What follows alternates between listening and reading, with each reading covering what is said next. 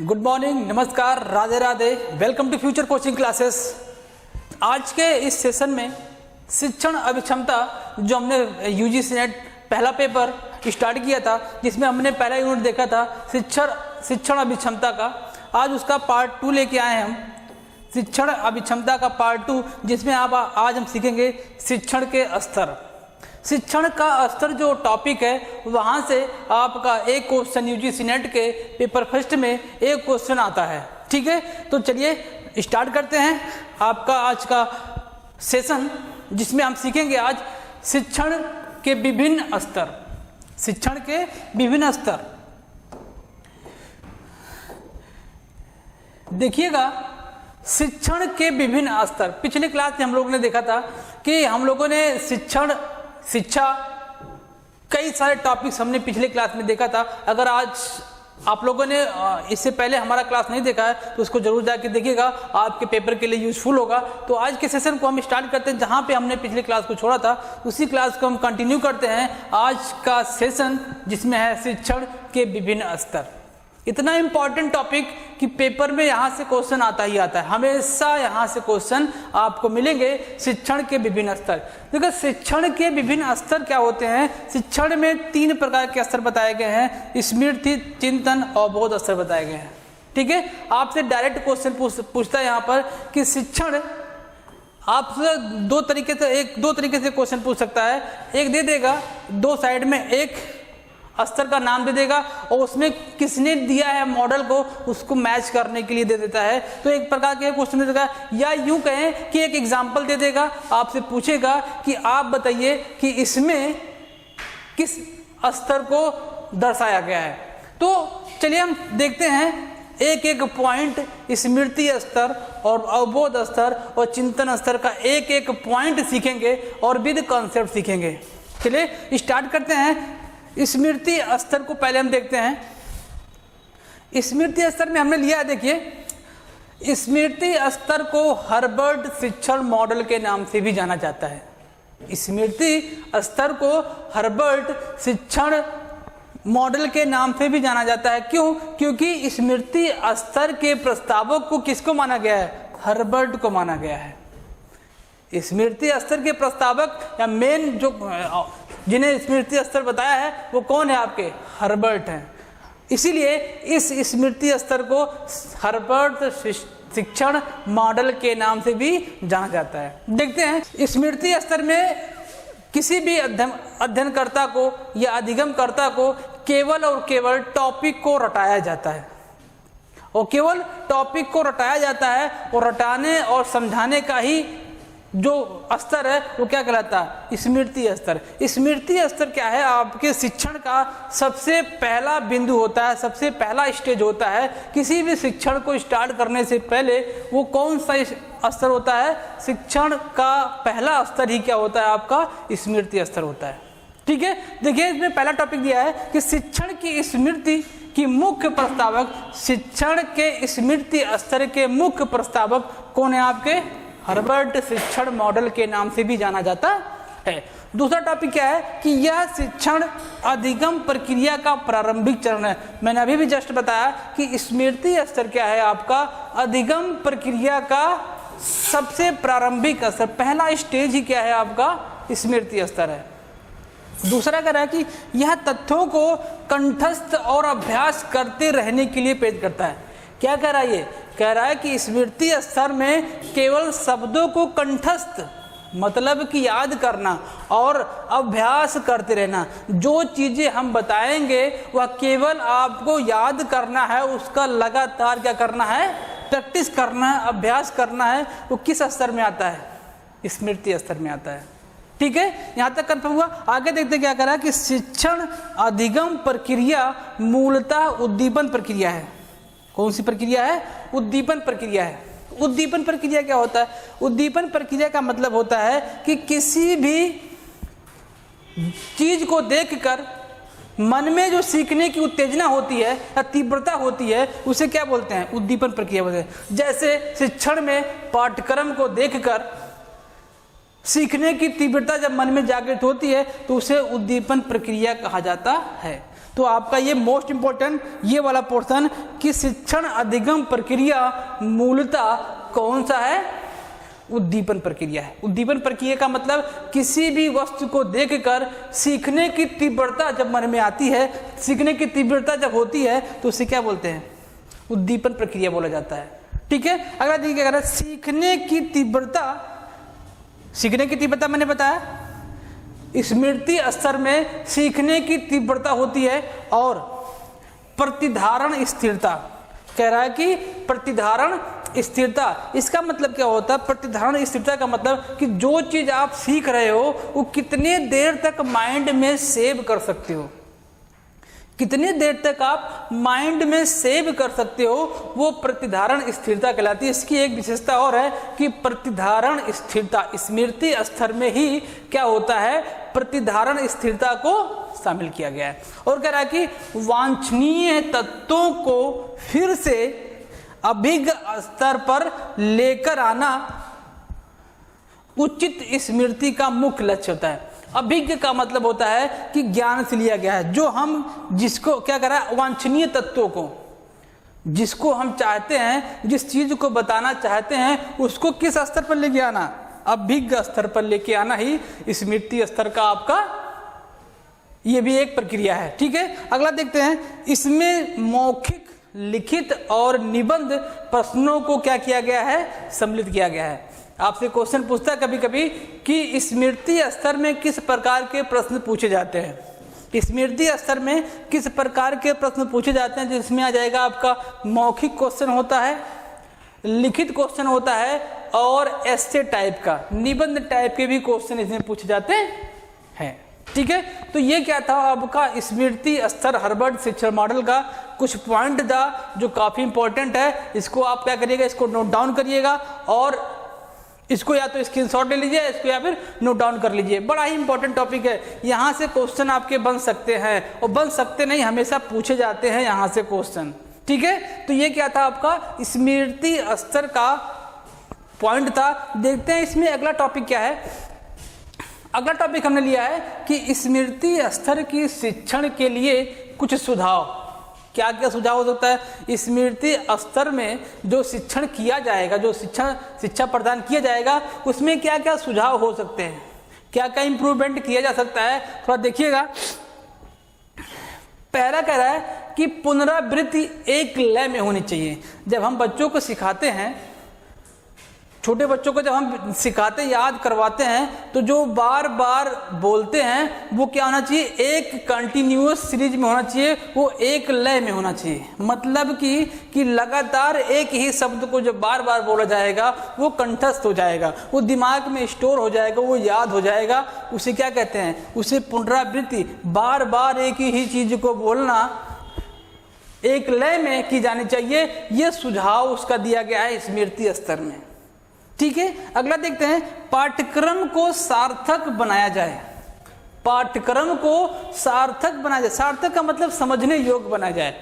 किसी भी पाठ्यक्रम को समझने योग्य बनाया जाए। ठीक है, अगला पुनः प्रस्तुतिकरण का अधिक अभ्यास किया जाना चाहिए।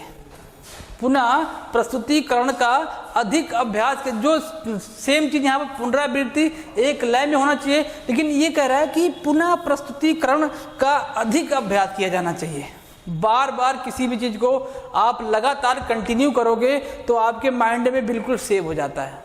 तो वही चीज कह रहा है कि पुनः प्रस्तुतिकरण का, उसको दोबारा रिप्रेजेंट करिए, प्रेजेंट करते रहिए जब तक वो याद ना हो जाए। उसमें क्या होना चाहिए? ये तरीका होना चाहिए। ठीक है, अगला कह रहा है कि पाठ्य वस्तु जो है आपका क्रमबद्ध रूप में प्रस्तुत किया जाना चाहिए। जो पाठ्यक्रम हम डिसाइड किए हुए हैं, हमारा जो पाठ्यक्रम या पाठ्य वस्तु है वो क्या होना चाहिए? क्रमबद्ध रूप में होना चाहिए। क्रमबद्धता के साथ सीखेंगे तभी क्या होगा? वो अच्छे तरीके से स्मृति स्तर में हम उसको याद कर पाएंगे। नहीं तो पता लगा कि पाठ्यक्रम का पहला स्टेज जो सिखाया जाता है, वो पहला स्टेज पहला तो है, लेकिन जो सेकंड स्टेप पे सिखाया जाना है वो लास्ट स्टेप पे कर दिया गया या फिर और स्टेप पे कर दिया गया। इसीलिए क्या आ गया है कि पाठ्य वस्तु जो होना चाहिए वो एकदम क्रमबद्ध होना चाहिए। जैसे होता ना, शिक्षण की एक और खूबी है कि पहले सरल से फिर कठिन की तरफ जाया जाए। शिक्षा का जो टेक्निक है वो सरलता से क्या होना चाहिए, कठिन की तरफ जाया जाता है। उसे ही क्या कह रहा है कि पाठ्यवस्तु क्रमबद्ध रूप में होना चाहिए, सीक्वेंटली होना चाहिए। जो पाठ्यवस्तु है आपका, पाठ्यक्रम है वो सीक्वेंटली होना चाहिए। ठीक है। नेक्स्ट कह रहा है कि थकान के समय नहीं करना चाहिए। भाई कोई भी थक जाता है, जब हमारे अंदर थकान आ जाता है तो हम क्या, हमारा पढ़ने का मन करता है? बिल्कुल भी नहीं करता। सेम बच्चे भी होते हैं, बच्चों को या अधिगम करता है जब थक जाए, जब वो क्या हो जाए, थक जाए, लर्नर थक जाए, तो वहीं पर उसको रोक देना चाहिए। उसको दोबारा जब वो थकान दूर हो जाए देन उसके बाद कंटिन्यू करना चाहिए। यही कह रहा है कि थकान के समय उसको नहीं करना चाहिए। ठीक है। नेक्स्ट देखिए, अभ्यास के लिए अधिक समय दिया जाना चाहिए। किसके लिए? अभ्यास के लिए किसी भी अध्येता को, अधिगमकर्ता को क्या देना चाहिए? अधिक समय दिया जाना चाहिए, ताकि उसके जो याद करने की एबिलिटी है वो इम्प्रूवमेंट हो, उसमें क्या हो, इम्प्रूवमेंट हो, चीज़ों को आसानी से याद कर सके। अगर कम समय रहेगा तो ज़्यादा याद करने की कोशिश करेगा तो उसमें याद नहीं हो पाएगा। इसीलिए क्या गया कि अभ्यास के लिए अधिक समय दिया जाना चाहिए। ठीक है। अगला कह रहा है कि यह बोध स्तर और चिंतन स्तर का आधार होता है। बिल्कुल, स्मृति स्तर जो होता है अगले स्टेज का मतलब कि बोध स्तर और चिंतन स्तर का बेस होता है। वो क्या यही कह रहा है कि यह बोध स्तर और चिंतन स्तर का क्या होता है? आधार होता है। ठीक है। तो ये क्या था, एक और देख लीजिए, समग्र पद्धति का प्रयोग करना चाहिए। एक मेथड है टेक्निक टीचिंग का, समग्र पद्धति किसमें होना चाहिए? स्मृति स्तर में होना चाहिए। समग्र पद्धति का प्रयोग किया जाना चाहिए। तो ये क्या थे, कुछ सुझाव थे किसके लिए? स्मृति स्तर के शिक्षण में कुछ सुझाव आपके क्या थे? हमने 5-6 पॉइंट लिया था, तो इसको ध्यान से पढ़िएगा। ठीक है, समझ में आया ना? चलिए नेक्स्ट चलते हैं आगे। क्या कह रहा है अब देखो, अगला दूसरा टॉपिक आ गया, अवबोध स्तर। कौन सा स्तर आ गया? अवबोध स्तर आ गया। अवबोध स्तर को बोध स्तर के नाम से भी जाना जाता है। अवबोध स्तर को बोध स्तर के नाम से जाना जाता है। इसे क्या बोलते हैं? अंडरस्टैंडिंग लेवल के नाम से भी जाना जाता है। अंडरस्टैंडिंग लेवल के नाम से भी जाना जाता है। ठीक है। चलिए देखते हैं अवबोध स्तर में क्या होता है। अवबोध स्तर क्या होता है? किसी भी चीज जो हमको पढ़ाया गया है स्मृति स्तर में क्यों रटाया जाता है? अवबोध स्तर में जो रटी हुई चीजें हैं उसको क्या किया जाता है? उसको समझाया जाता है, उसके बारे में बताया जाता है, उसको विस्तार पूर्वक समझाया जाता है। जो आपने चीजें रटी हुई हैं वो एक्चुअल में है क्या, उसका मतलब क्या है, उसका मतलब क्या है, ये चीजें किसमें बताई जाती हैं? अवबोध में। देखिएगा पहला टॉपिक, पहला पॉइंट हमने लिया है कि मॉरिसन ग्रहण स्तर। इसे देखो ग्रहण स्तर के भी नाम से जानते हैं। अवबोध स्तर को ग्रहण स्तर, बोध स्तर और अवबोध स्तर के नाम से भी जाना जाता है। ठीक है। इंग्लिश में केवल एक कौन सा? Understanding level. ठीक है। कह रहा कि मॉरिसन ग्रहण स्तर के प्रस्तावक हैं। ध्यान से इसको याद करिएगा, जितने भी स्तर हैं उसके प्रस्तावक का नाम आपको जरूर याद होना चाहिए। क्वेश्चन यहाँ से बनते हैं कि इसके इस स्तर के प्रस्तावक का नाम बताइए। ठीक है। तो मॉरिसन इसके क्या हैं? प्रस्तावक हैं। अवबोध स्तर के मॉरिसन, और अभी हमने जस्ट देखा स्मृति स्तर के हर्बर्ट है। ठीक है। कौन है? हर्बर्ट है। दूसरा देखिएगा, इस स्तर का मुख्य बिंदु, मुख्य उद्देश्य क्या होता है? विषयों में दक्षता प्राप्त करने और सामान्यीकरण क्षमता को विकसित करना। क्या कर रहा है कि इस स्तर का मुख्य उद्देश्य क्या है? विषयों में दक्षता प्राप्त करने। दक्षता मतलब इफिशियंसी। दक्षता मतलब क्या होता है? इफिशियंसी प्राप्त करने के लिए। और सामान्यीकरण, सामान्यीकरण का मतलब क्या होता है? चीजों को ऐसे प्रेजेंट करना जिसको समझने में आसानी हो। ठीक है। किसी भी टॉपिक को ऐसे प्रेजेंट करना जिसे सामने वाला बहुत आसानी से समझ आए, उसे क्या बोलते हैं? सामान्यीकरण बोलते हैं। और कह रहा है कि दक्षता मतलब क्या होता है, इफिशियंसी किसमें, जिसको बताया जा रहा है उसमें, उस पाठ्यक्रम में या उस सिलेबस में या उस कोर्स में आपको दक्षता प्राप्त करने का क्या कौन सा काम करता है, अवबोध स्तर काम करता है। ठीक है, तो ये क्या थे आपका दूसरा टॉपिक था। अगला कह रहा है कि भाषा में प्रयुक्त होने वाले अर्थ को समझाना। जो भाषा यूज किया गया है, जो भाषा यूज किया गया है किसी भी सिलेबस में, उसके अर्थ को भी समझाया जाता है इसमें। मैंने आपको पहले ही बताया जाता है अवबोध स्तर में जो आपका सिलेबस है, जो कंटेंट हम आपको प्रोवाइड करवा रहे हैं, वो आपको एकदम से समझा के बता रहे हैं। देखिए मैं क्या कर रहा हूँ, एकदम जो शब्द मुझे लग रहा है कि ये बच्चों को समझ में नहीं आएगा, मैं उसको क्या कर रहा हूँ, उसको पूरा समझा रहा हूँ कि शब्द का मतलब क्या है। सेम चीज है कि वही कह रहा है कि जो भाषा का प्रयोग किया गया है, जिस शब्दों का प्रयोग किया गया है, उन शब्दों को क्या करना है, उसके अर्थ को समझाना है किसमें, अवबोध स्तर में। ठीक है, अगला देखिएगा, तथ्य के रूप में स्पष्ट बोध होना और अनुभूत होना। तथ्यों का जो यूज हुआ है उसका स्पष्ट बोध होना और अनुभूति होना।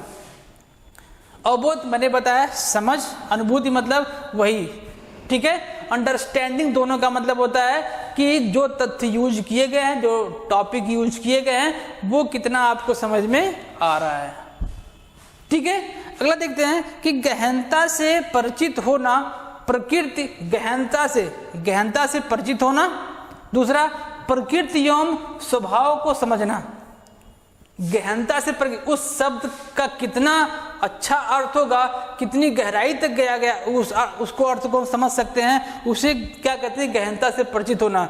और उसकी प्रकृति क्या है, उसका स्वभाव क्या है, सब कुछ समझना किस में आता है, अवबोध में आता है। जो आपको पढ़ाया जा रहा है, जो चीज आपको दिखाया जा रहा है, उसका नेचर कैसा है, वो उसका स्वभाव क्या है, और उसको कितनी गहराई तक समझा जा सकता है, वो किस में आता है, अवबोध स्तर में आता है। ठीक है, नेक्स्ट टॉपिक देखते हैं, अर्थ को प्रत्यक्षीकरण करना और विचारों का बोध होना। प्रत्यक्षीकरण मतलब क्या होता है, अर्थ को जो आपके शब्द यूज किए गए हैं, शब्द को यूज किया हमने, उसके अर्थ को बताना प्रत्यक्षीकरण कहलाता है। और विचारों का भी बोध होना, और क्या, और विचारों का भी बोध होना। बोध का मतलब आपको पता है, अंडरस्टैंडिंग मतलब कि समझ, होना क्या कहलाता है आपका, अवबोध स्तर में आता है। ठीक है, तो ये क्या थे आपके अवबोध स्तर में कुछ टॉपिक थे, ये भी आपको क्या होने चाहिए, याद होने चाहिए। पहला टॉपिक क्या है कि इसके प्रस्तावक कौन है, मॉरिसन है। दूसरे क्या है, इस स्तर का मुख्य उद्देश्य क्या है कि जो आपको बताया जा रहा है, जो आपको सिखाया जा रहा है, उसमें दक्षता प्राप्त करना और सामान्यीकरण करना। सामान्यीकरण का मतलब होता है किसी भी टॉपिक को इस तरीके से प्रेजेंट करना, सामने वाले को बहुत आसानी से समझ में आए, उसे सामान्यीकरण कहते हैं। ठीक है, भाषा में प्रयुक्त होने वाले शब्दों का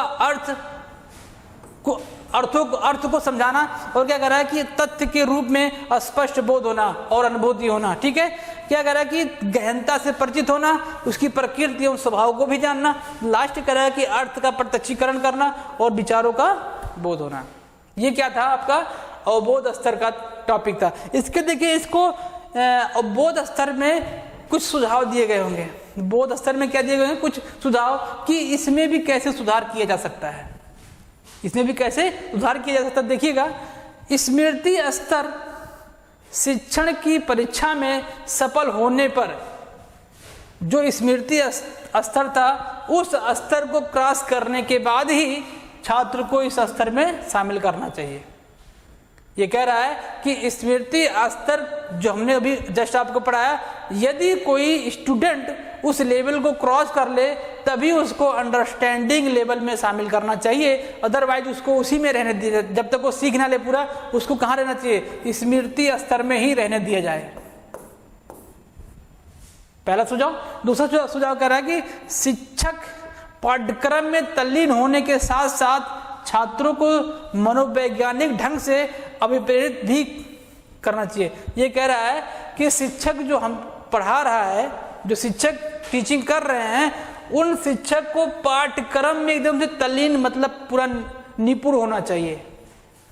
जो आपको टीचिंग कर रहा है उसको पाठ्यक्रम यानी सिलेबस में पूरी तरीके से क्या होना चाहिए, निपुण होना चाहिए। और उसके साथ साथ सिलेबस तो उसको पता है, लेकिन उसके साथ साथ क्या होना चाहिए कि स्टूडेंट को साइकोलॉजिकली मनोवैज्ञानिक ढंग से मोटिवेट भी करना चाहिए, जिससे उसके पढ़ने का आकांक्षा या उसके पढ़ने का जो उसके पढ़ने की जो मनोवृत्ति है उसमें डेवलपमेंट हो सके, उसके पढ़ने की मनोवृत्ति में क्या हो सके, डेवलपमेंट हो सके। नेक्स्ट क्या है, शिक्षकों को कक्षा की आकांक्षा स्तर को उठाने का भी प्रयास करना चाहिए। जो कक्षा है, जो क्लासरूम है, उसमें के आकांक्षा स्तर मतलब सीखने के स्तर को क्या करना चाहिए, इंप्रूवमेंट करना चाहिए। किसको, शिक्षक को। नेक्स्ट कह रहा है कि जिससे छात्रों में अध्ययन करने के प्रति लगन हो सके। वही इसका टॉपिक था, आकांक्षा स्तर को डेवलप करना चाहिए, बढ़ाना चाहिए, जिससे सभी स्टूडेंटों में क्या हो सके, पढ़ने का मनोवृत्ति डेवलप हो सके। वही कर अध्ययन करने के प्रति लगन बढ़े। ये क्या है, आपके कुछ सुझाव हैं बोध स्तर के। ठीक है, चलिए अगला टॉपिक देखते हैं, चिंतन या विमर्शी स्तर। मोस्ट इंपॉर्टेंट क्या है, चिंतन या विमर्शी स्तर। इसको किसने किया था, हंट ने किया था। अभी जस्ट देखो हम लोगों ने क्या देखा था, स्मृति स्तर देखा था। तो स्मृति स्तर में लिखा था हर्बर्ट, आगे लिखा था हंट। वो क्या था, थोड़ा मिस्टेक था, वो क्या था, टाइपिंग मिस्टेक था। तो वो जो हमने पढ़ाया स्मृति स्तर में केवल हर्बर्ट है। हंट किसके प्रस्तावक हैं, चिंतन या विमर्शी के। हंट किसके प्रस्तावक हैं, चिंतन या विमर्शी के प्रस्तावक हैं। तो उसको थोड़ा सा देख लीजिएगा स्मृति स्तर में। ठीक है, तो इसके मेन प्रस्तावक कौन है, हंट है। आपसे क्वेश्चन पूछता है कि बताइए चिंतन या विमर्शी स्तर के प्रस्तावक कौन है, तो कौन है भैया, हंट भैया है। ठीक है, देखते हैं अगला टॉपिक, यह शिक्षण का उच्चतम स्तर होता है। यह शिक्षण का उच्चतम स्तर होता है। कौन सा, चिंतन स्तर। मतलब कि सर्वोच्च स्तर जो होता है वो क्या होता है, चिंतन स्तर होता है। देखो चिंतन स्तर में क्या होता है, चीजों को हम समझ के अपने अकॉर्डिंग क्या करते हैं, परिभाषित करते हैं। वो किस में आता है, चिंतन स्तर में आता है। इसमें अनुसंधान भी आता है। चिंतन स्तर में जो रिसर्चर होते हैं वो किस लेवल में होते हैं, इसी लेवल में होते हैं, चिंतन या विमर्शी लेवल में। ठीक है, तो आगे देखते हैं क्या होता है। या इसके स्मृति और बोध स्तर क्या है, आधार है। चिंतन स्तर के आधार कौन कौन से हैं, स्मृति और बोध स्तर। ठीक है, आधार का मतलब जब तक आपका बेस नहीं क्लियर होगा तब तक आप यहां नहीं आ सकते हैं। अभी जैसे देखो इससे पहले वाले में बोध स्तर में बताया गया, जब तक कि स्मृति लेवल कोई स्टूडेंट क्रॉस ना कर ले तब तक उसको बोध लेवल में नहीं लेके आना है। सेम चीज यहां पर भी है, जब कोई स्टूडेंट बोध स्तर और स्मृति स्तर को क्रॉस कर लेता है तो उसको किस में लेके आना चाहिए, स्मृति स्तर में लेके आना चाहिए। इसीलिए क्या कहा गया है, चिंतन स्तर का आधार कौन सा है, बोध स्तर और स्मृति स्तर। ठीक है, कंफर्म ना। आगे चलते देखिएगा, यह शिक्षण समाज समस्या केंद्रित दृष्टिकोण होता है। यह शिक्षण किस पर होता है, समस्या दृष्टिकोण होता है। मैंने बताया ना अभी जस्ट, इसमें रिसर्च को शामिल किया गया है। रिसर्च को ना, रिसर्च कैसे किया जाता है, अनुसंधान, इसको क्या कहते हैं, अनुसंधान बोला जाता है। अनुसंधान क्या किया जाता है, मतलब रिसर्च कब किया, जब कोई समस्या हमारे पास होती है तब हम क्या करते हैं, अनुसंधान करते हैं। मतलब कि अभी देखो अभी हम उसी दौर से गुजर रहे हैं, कोरोना के दौर से। कोरोना एक ऐसी समस्या थी जो पूरे वर्ल्ड को परेशान किया, पूरे विश्व को परेशान किया। तो उसमें क्या हुआ, लोगों ने रिसर्च करना शुरू किया। क्यों, जब समस्या बढ़ी तभी तो रिसर्च शुरू हुआ।